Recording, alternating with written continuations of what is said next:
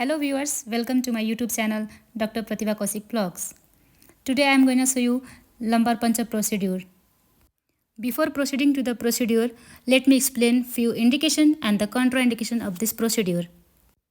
The indication are suspected infection of the central nervous system, subarachnoid hemorrhage, demyelination, inflammation, malignant meningitis, and some other applications of a lumbar punctures are: it is used to introduce contrast medium when carrying out a myelogram.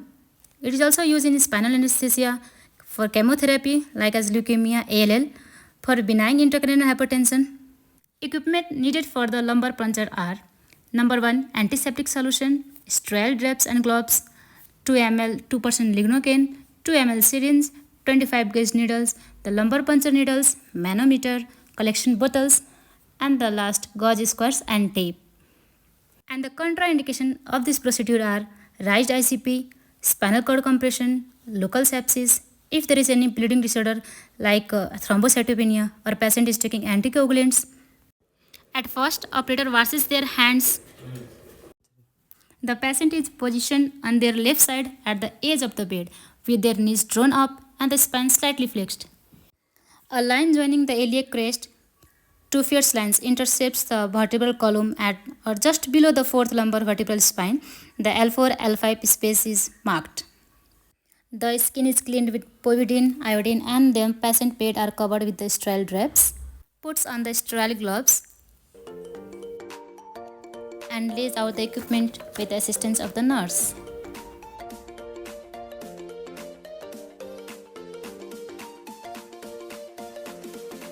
The skin is anesthetized with 2% lignocaine using an 25 gauge needle. And then, holding the skin tight, the lumbar puncture needle is pushed slowly but firmly through the skin.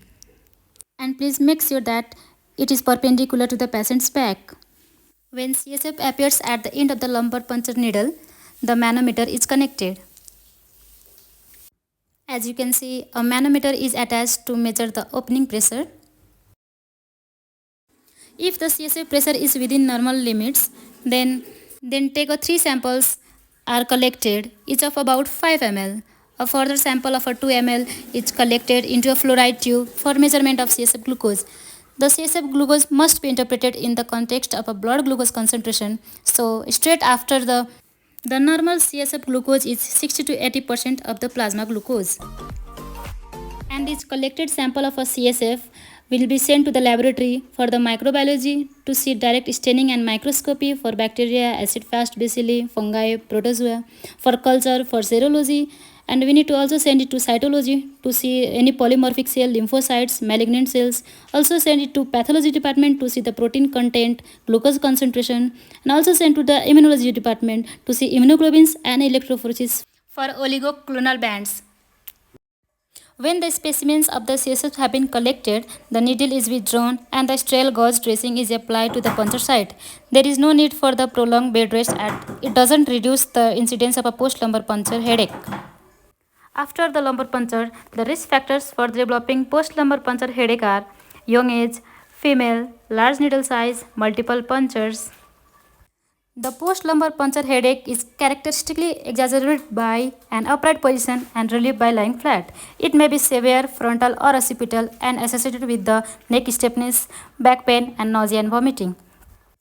The headache most commonly presents within 48 hours of dural puncture, whereas serial neurological sequelae are rare.